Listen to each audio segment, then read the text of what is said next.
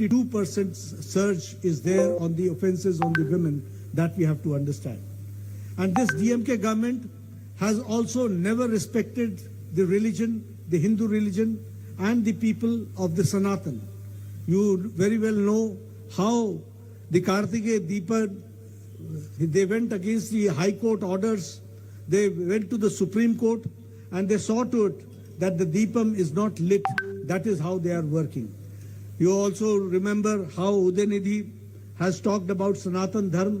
He has said it is like malaria, it is like HIV, it is like coronavirus, it is like dengue. And A. Raja, he talked about that Hindu is a religion is a menace. He also talked about saying that it is like a disease like a leprosy and HIV. So they have no respect for Hindu. Today, one of the press correspondents asked me that you are talking about giving facilities to the temples. I said, yes, we are a secular country. We respect all religions. But here the DMK has seen to it that they have been working anti-Hindu, anti-Sanatani. That we have to understand. நண்பர்களே, அது மட்டுமல்ல, உங்களுக்கு நன்றாக தெரிஞ்ச தமிழகத்திலே திராவிட முன்னேற்ற ஆட்சி வந்த பிறகு இந்துக்களுக்கு எதிரான ஒரு மதத்திற்கு எதிரான ஒரு ஆட்சி இங்கே நடந்து கொண்டிருக்கிறது. உங்களுக்கு தெரியும், திருப்பரங்குன்றத்தில் அந்த கோயில் மலை உச்சியில தீபம் ஏற்றதற்கு என்னவெல்லாம் இந்த அரசாங்கம் தொல்லைகள் கொடுத்தது உங்களுக்கு தெரியும். அதே போல திராவிட முன்னேற்ற துணை முதலமைச்சர் உதயநிதி ஸ்டாலின் சனாதன தர்மத்தை குறித்து மிக இழிவாக பழித்து பேசியிருக்கிறது நாம் நினைவில் கொள்ள வேண்டும். ஏ ராஜா என்று சொல்லக்கூடிய திராவிட முன்னேற்ற கழகத்தின் ஒரு பாராளுமன்ற உறுப்பினர் என்ன சொல்லிருக்கிறார்? சனாதன தர்மம் என்பது இந்த நாட்டிற்கு பிடித்த மிகப்பெரிய வியாதி என்றும் அதை ஒரு குஷ்டரோகத்திற்கு ஈடு இணையாக அதை விவரித்திருக்கிறது சொன்னால் அது போன்ற ஆட்கள் மீண்டும் இந்த நாட்டில் ஆட்சி செய்ய வேண்டும் நாம் யோசித்து பார்க்க வேண்டும். பெண்களுக்கு எதிரான குற்றங்கள் கிட்டத்தட்ட 51% அதிகமாக கொண்டிருக்கின்றது. ஆகவே இந்த ஆட்சி உடனடியாக அகற்றப்பட வேண்டும் என்பதிலே நாம் அத்தனை பேர் உறுதியோடு இங்கே இருக்க வேண்டும் என்று கேட்டுக்கொள்கிறேன். As far as the manifesto is concerned, I would like to share that Prime Minister Modi's government is known a government of responsive government, a responsible government, an accountable government. And we are also called as the report card government. But when we talk about the DMK, most of the more than 70% of the manifesto promises have not been fulfilled. That we have to understand. And when I say so, we all remember that they had said that 100% subsidy will be given on the LPG gas cylinder. That was not fulfilled. They had said that they will be cutting the petrol prices by 5 rupees and 4 rupees for diesel. That was not done. They also said that 3 lakh 50,000 employment will be given and vacancies will be filled. That promise was also not kept. They had said that they will be giving monthly electricity billing and every household will get annually a benefit of 6,000 rupees. That was also not fulfilled. So this government, the DMK government, is a government where there is no governance. It is full deep neck into corruption, and it is a government where it is a misgovernance, and this government should go. That is what I have come to appeal to you. அன்பார்ந்த மக்களே, அது மட்டுமல்ல, மோடி அவர்கள் எப்படி மக்களுக்காக ஆட்சி செய்வது நான் சொல்ல இருக்கின்றேன். அதற்கு முன்பாக திராவிட முன்னேற்ற கழகம் தேர்தலுக்கு சொன்னதிலே எதையெல்லாம் செய்யவில்லை என்பதை உங்களுக்கு சுட்டிக்காட்ட விரும்புகின்றேன். அதாவது 503வது அவர்கள் கடந்த வருஷம் 2021 தேர்தல் அறிக்கையில சொல்லக்கூடிய விஷயம், ஒவ்வொரு கேஸ் சிலிண்டருக்கும் 100 ரூபாய் சப்சிடி கொடுக்கணும்னு சொன்னாங்க. இது வரைக்கும் 1 ரூபாய் கூட கொடுக்கல. மக்களை ஏமாத்திருக்கல. அதே போல பெட்ரோல் டீசல் வரை 5 ரூபாய் குறைக்கணும் சொல்லி இருந்தாங்க. அதுவும் கொடுக்காம தமிழக மக்களை ஏமாற்றி இருக்கிறார்கள். அது மட்டுமல்ல, 187வது அவருடைய உறுதிமொழி என்னன்னு சொன்னால் 3 லட்சம் பேருக்கு அரசாங்க உத்தியோகம் இளைஞர்களுக்கு கொடுப்பேன்னு சொன்னாங்க. ஒருத்தருக்கும் உத்தியோகம் வேலை கொடுக்கவே இல்லை. அத்தனைக்கு மேலாக நம்முடைய வீடுகளுக்கு பயன்படுத்தக்கூடிய மின்சார கட்டணத்தை மாசத்துக்கு ஒரு முறை நம்ம கணக்கீடு பண்ணி அதன் மூலமாக கிட்டத்தட்ட 6000 ரூபாய் நமக்கு மிச்சமாகக்கூடிய அளவுக்கு இருந்தது. ஆனால் அதை கூட செய்யாமல் அவர்கள் மிக மோசமான ஒரு ஆட்சி, சொன்னதையும் செய்யவில்லை, சொல்லாதையும் செய்யல என்று மாத்திரம் சொல்லிக் கொள்கிறேன். ஆகவே ஒரு மோசமான ஒரு ஆட்சி தமிழகத்தில் நடந்து கொண்டிருப்பதை மக்கள் நீங்கள் புரிந்து கொள்ள வேண்டும்.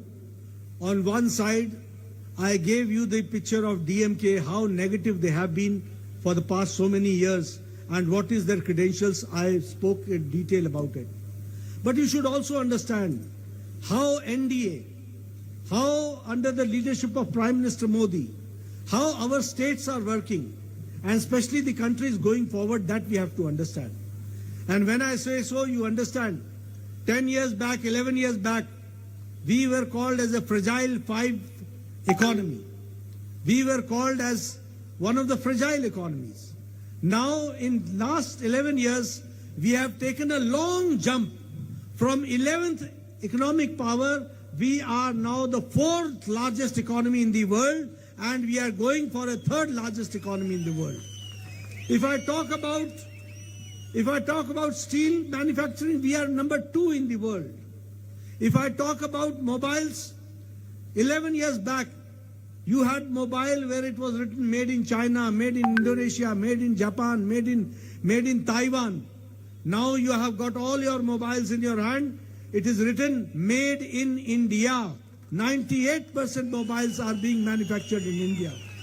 If I talk about the electronics manufacturing, it has increased by 6 times. And if I talk about what Modi ji gave to Tamil Nadu, that we have to understand. Here I would like to say, this Stalin, he is a bad craftsman, and a bad craftsman always blames his tools.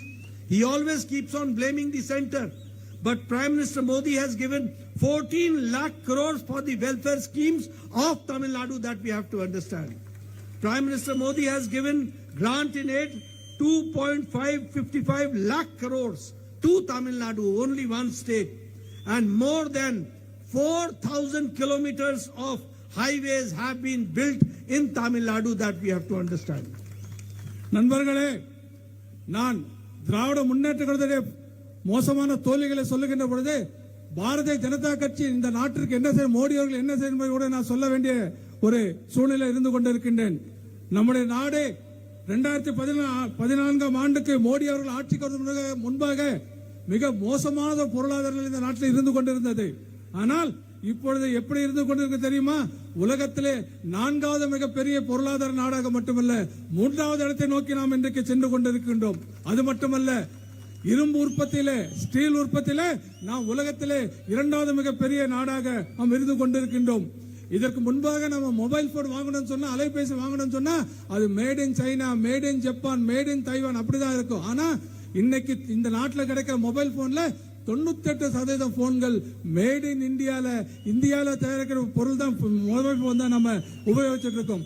அதே போல electronics துறையில உலகத்திலே 6 முறை நம்ம 6 மடங்கு நம்ம உற்பத்தி அதிகப்படுத்தி இருக்கின்றோம். அது மட்டுமல்ல, மோடியோட தமிழகத்திற்கு என்ன செய்திருக்காரு என்று ஸ்டாலின் அவ்வப்போது கேள்வி கேட்டு, ஸ்டாலின் மாதிரி ஒரு மோசமான ஒரு ஆட்சியாளர் பார்க்கவே முடியாது, பொய்யரை பார்க்கவே முடியாது. ஏன்னா நாம தமிழ்நாட்டிற்கு மக்கள் திட்டங்களுக்காக 14 லட்சம் கோடி ரூபாய் நம்ம கொடுத்திருக்கோம். 14 லட்சம் கோடி ரூபாய் கொடுத்திருக்கோம். அது மட்டுமல்ல, 2.55 லட்சம் கோடி அதிகமான பணத்தை நாம தமிழ்நாட்டுக்கு கொடுத்திருப்பது மட்டுமல்ல, 4000 கிலோமீட்டருக்கு தேசிய நெடுஞ்சாலைக்கு நாம தமிழ்நாட்டுக்கு அமைச்சு கொடுத்திருக்கிறோம்.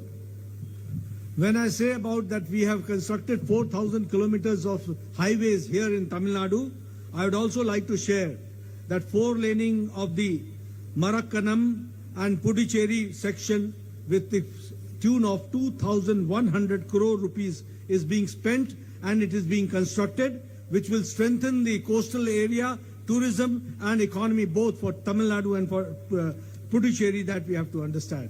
The same way, 4-laning of the Paramkudi and Ramnathpuram stretch, 1,800 crore rupees are being spent for this. And you will be happy to note that only for Tamil Nadu, the railway budget has been increased 9 times. 9 times the budget has been increased. And 1,300 kilometers of new railway tracks have been laid, and 97% of the railway tracks have been electrified, that we have to understand. And the new Pamdan Bridge in Tamil Nadu, India's first vertical lift sea bridge, is being constructed, that we have to understand. So as far as the connectivity is concerned, Prime Minister Modi's leadership in railways, in roadways, we have done a remarkable achievement we have achieved for Tamil Nadu, that we have to understand.